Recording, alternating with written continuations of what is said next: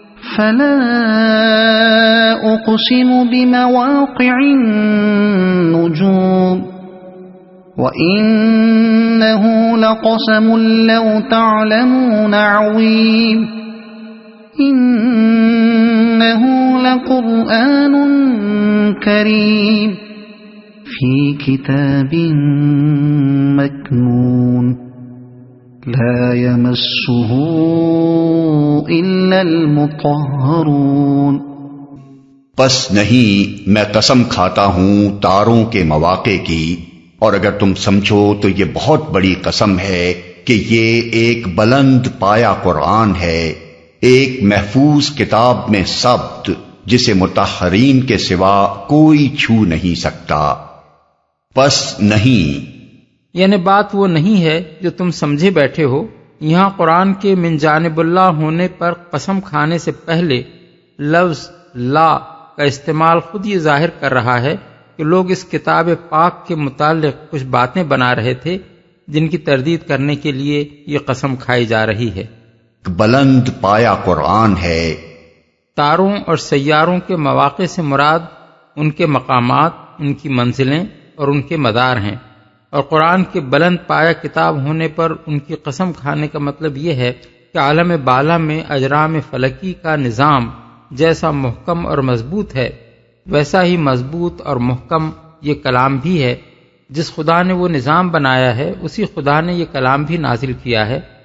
کائنات کی بے شمار کہکشانوں یعنی گیلیکسیز اور ان کہکشانوں کے اندر بے حد و حساب تاروں یعنی سٹارز اور سیاروں یعنی پلینٹس میں جو کمال درجے کا ربط و نظم قائم ہے، درحالے کے بظاہر وہ بالکل بکھرے ہوئے نظر آتے ہیں، اسی طرح یہ کتاب بھی ایک کمال درجے کا مربوط و منظم ضابطہ حیات پیش کرتی ہے، جس میں عقائد کی بنیاد پر اخلاق، عبادات، تہذیب و تمدن، معیشت و معاشرت، قانون و عدالت، صلح و جنگ، غرض انسانی زندگی کے تمام پہلوؤں پر مفصل ہدایات دی گئی ہیں، اور ان میں کوئی چیز کسی دوسری چیز سے بے جوڑ نہیں ہے۔ درحالے کہ یہ نظام فکر متفرق آیات اور مختلف مواقع پر دیے ہوئے خطبوں میں بیان کیا گیا ہے۔ پھر جس طرح خدا کے باندھے ہوئے عالم بالا کا نظم اٹل ہے، جس میں کبھی ذرہ برابر فرق واقع نہیں ہوتا، اسی طرح اس کتاب میں بھی جو حقائق بیان کیے گئے ہیں اور جو ہدایات دی گئی ہیں وہ بھی اٹل ہیں، ان کا ایک شوشہ بھی اپنی جگہ سے ہلایا نہیں جا سکتا۔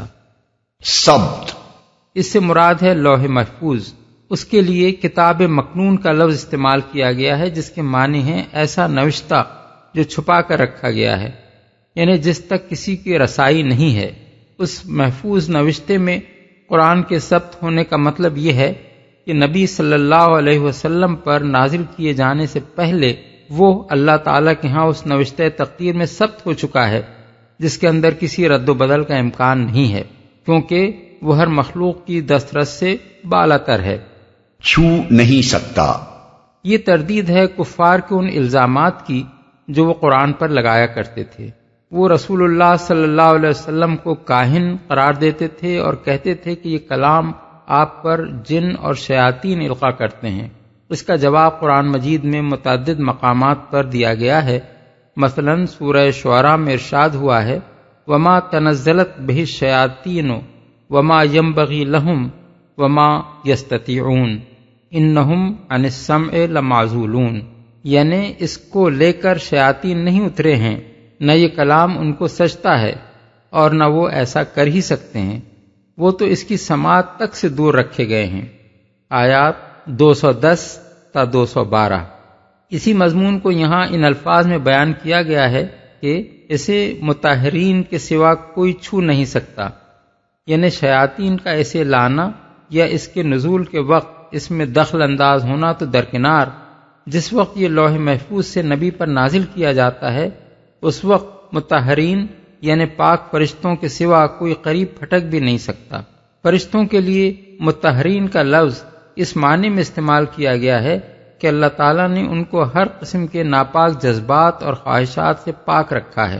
اس آیت کی یہی تفسیر انس بن مالک، ابن عباس، سعید بن جبیر، اکرمہ، مجاہد، قتادہ، ابو العالیہ، سدی، ضحاک اور ابن زید نے بیان کی ہے، اور نظم کلام کے ساتھ بھی یہی مناسبت رکھتی ہے، کیونکہ سلسلہ کلام خود یہ بتا رہا ہے کہ توحید اور آخرت کے متعلق کفار مکہ کے غلط تصورات کی تردید کرنے کے بعد اب قرآن مجید کے بارے میں ان کے جھوٹے گمانوں کی تردید کی جا رہی ہے، اور مواقع نجوم کی قسم کھا کر یہ بتایا جا رہا ہے کہ یہ ایک بلند پایہ کتاب ہے، اللہ تعالیٰ کے محفوظ نوشتے میں ثبت ہے، جس میں کسی مخلوق کی دراندازی کا کوئی امکان نہیں، اور یہ نبی پر ایسے طریقے سے نازل ہوتی ہے کہ پاکیزہ فرشتوں کے سوا کوئی اسے چھو تک نہیں سکتا۔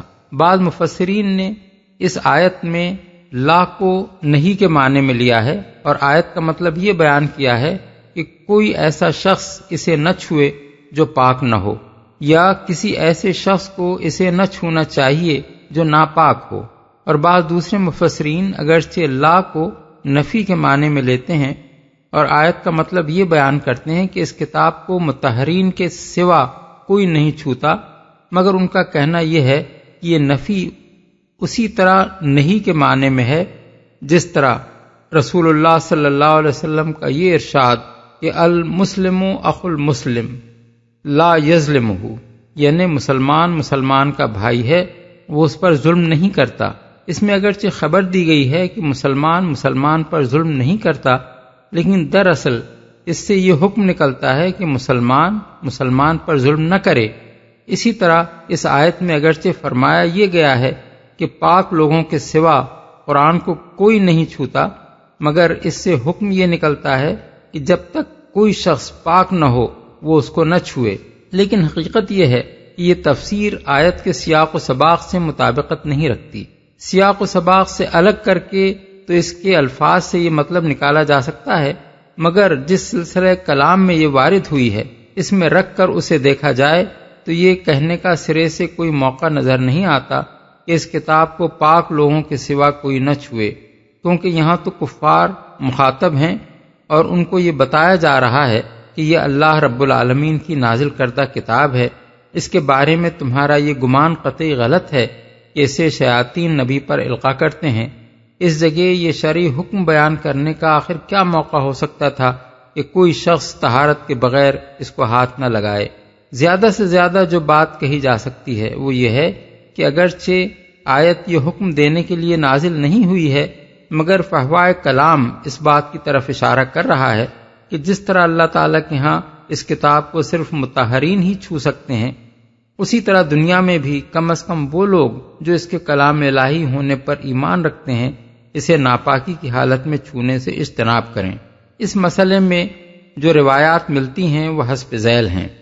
1، امام مالک نے موطا میں عبداللہ بن ابی بکر محمد بن عمرو بن حزم کی یہ روایت نقل کی ہے کہ رسول اللہ صلی اللہ علیہ وسلم نے جو تحریری احکام عمرو بن حزم کے ہاتھ یمن کے رؤسا کو لکھ کر بھیجے تھے، ان میں ایک حکم یہ بھی تھا کہ لا یمس القرآن الا طاہر، یعنی کوئی شخص قرآن کو نہ چھوئے مگر طاہر۔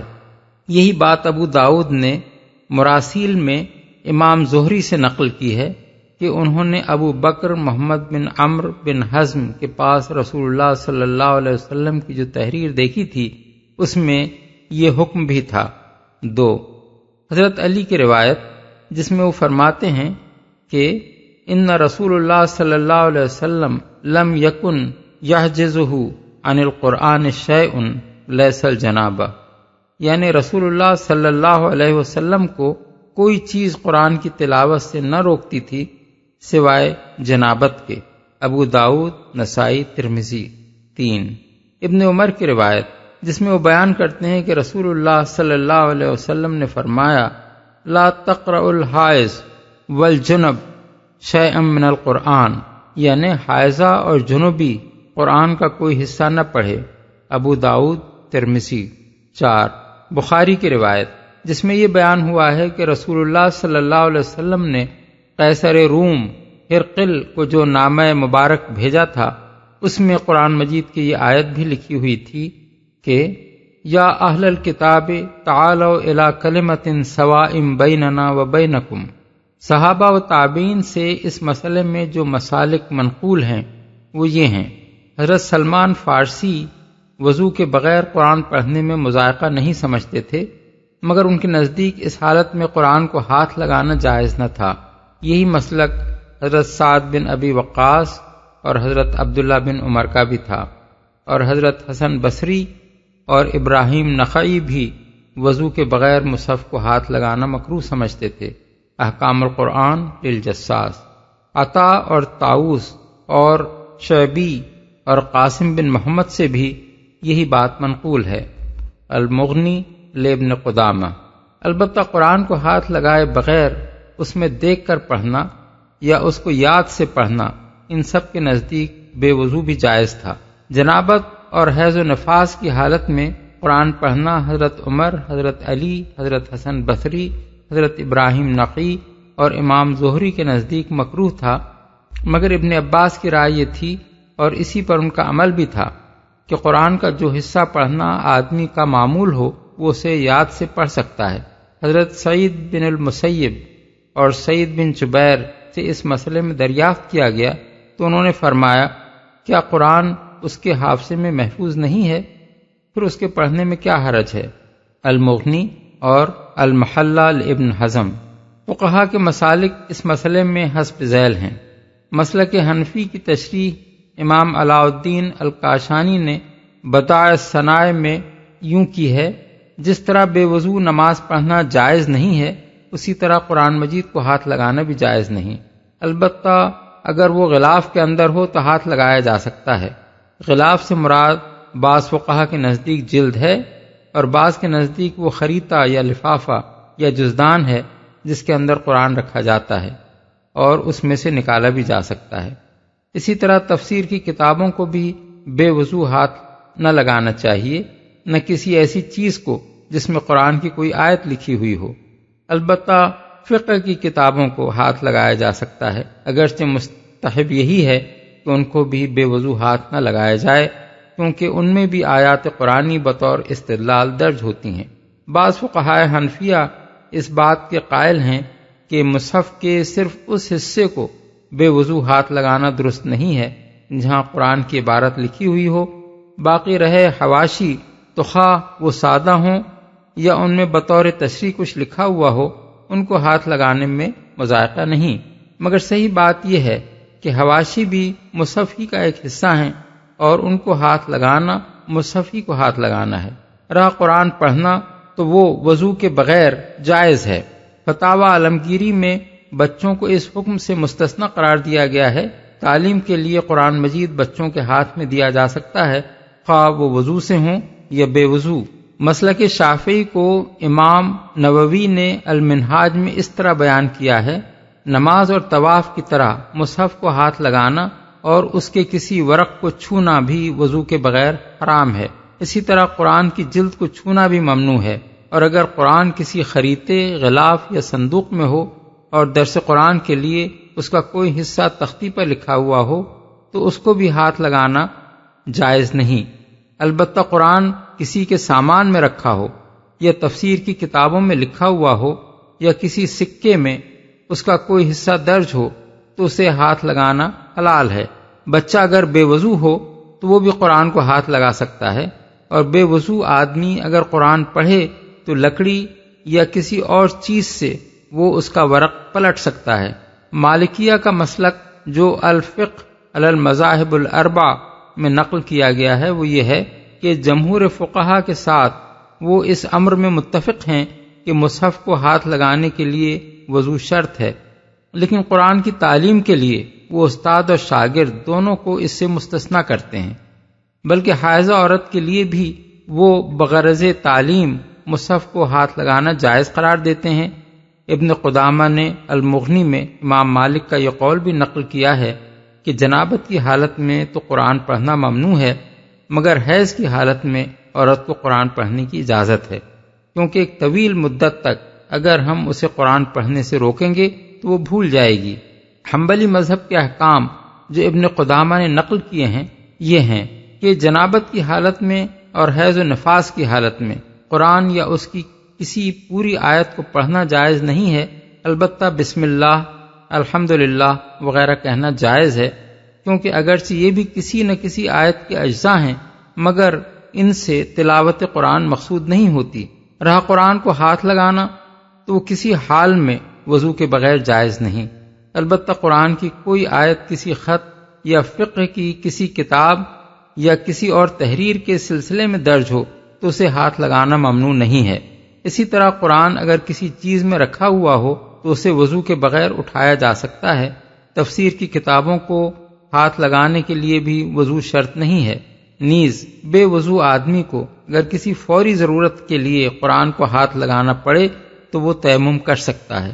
الفقہ علی المذاہب الاربع میں مسلک حنبلی کا یہ مسئلہ بھی درج ہے کہ بچوں کے لیے تعلیم کی غرض سے بھی وضو کے بغیر قرآن کو ہاتھ لگانا درست نہیں ہے، اور یہ ان کے سرپرستوں کا فرض ہے کہ وہ قرآن ان کے ہاتھ میں دینے سے پہلے انہیں وضو کرائیں۔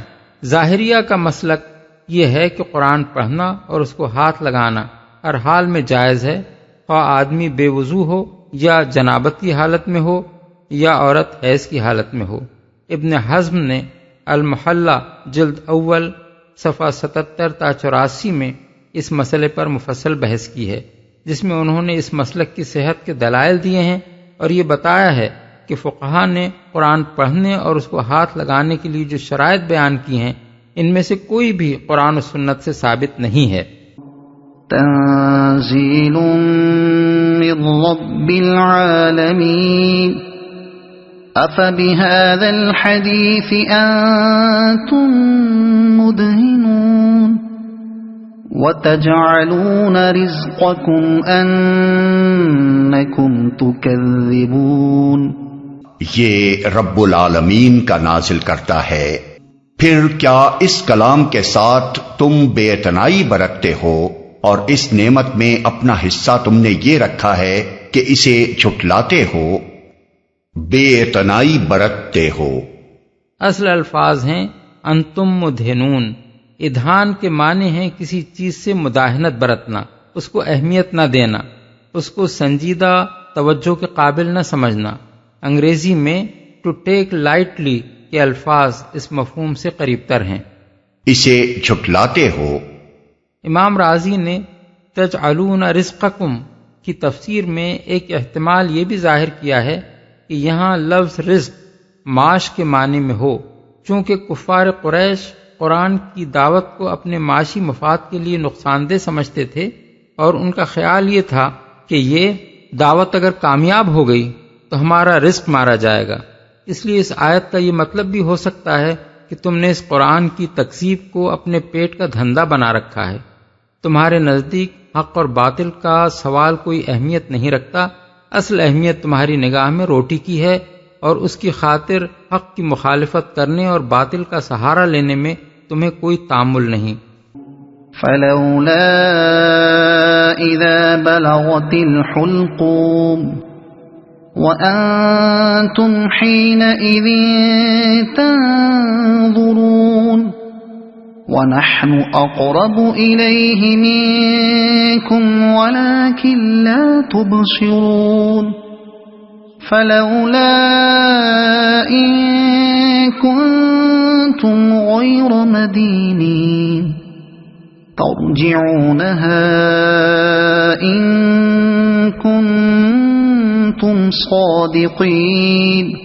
اب اگر تم کسی کے محکوم نہیں ہو اور اپنے اس خیال میں سچے ہو تو جب مرنے والے کی جان حلق تک پہنچ چکی ہوتی ہے اور تم آنکھوں دیکھ رہے ہوتے ہو کہ وہ مر رہا ہے، اس وقت اس کی نکلتی ہوئی جان کو واپس کیوں نہیں لے آتے؟ اس وقت تمہاری بنسبت ہم اس کے زیادہ قریب ہوتے ہیں مگر تم کو نظر نہیں آتے۔ فَأَمَّا إِن كَانَ مِنَ الْمُقَرَّبِينَ فَرَوْحٌ وَرَيْحَانٌ وَجَنَّةُ نَعِيمٍ وَأَمَّا إِن كَانَ مِنْ أَصْحَابِ الْيَمِينِ فَسَلَامٌ لَكَ مِنْ أَصْحَابِ الْيَمِينِ وَأَمَّا إِن كان من المكذبين الضالين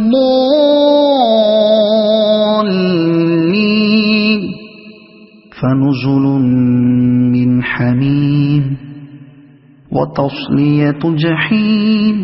پھر وہ مرنے والا اگر مقربین میں سے ہو تو اس کے لیے راحت اور عمدہ رزق اور نعمت بھری جنت ہے، اور اگر وہ اصحاب یمین میں سے ہو تو اس کا استقبال یوں ہوتا ہے کہ سلام ہے تجھے، تو اصحاب الیمین میں سے ہے، اور اگر وہ جھٹلانے والے گمراہ لوگوں میں سے ہو تو اس کی تواضع کے لیے کھولتا ہوا پانی ہے اور جہنم میں جھونکا جانا. إن هذا لهو حق اليقين فسبح باسم ربك العظيم. یہ سب کچھ قطعی حق ہے، پس اے نبی اپنے رب عظیم کے نام کی تسبیح کرو. حضرت عقبہ بن عامر جوہنی کی روایت ہے کہ جب یہ آیت نازل ہوئی تو رسول اللہ صلی اللہ علیہ وسلم نے حکم دیا کہ اس کو تم لوگ اپنے رکوع میں رکھ دو، یعنی رکوع میں سبحان ربی العظیم کہا کرو. اور جب آیت سبح اسم ربک الاعلی نازل ہوئی تو آپ نے فرمایا اسے اپنے سجدے میں رکھو، یعنی سبحان ربی الاعلی کہا کرو. مسند احمد، ابو داؤد، ابن ماجہ، ابن حبان، حاکم. اس سے پتہ چلتا ہے کہ رسول اللہ صلی اللہ علیہ وسلم نے نماز کا جو طریقہ مقرر فرمایا ہے اس کے چھوٹے سے چھوٹے اجزاء تک قرآن پاک کے اشاروں سے ماخوذ ہیں.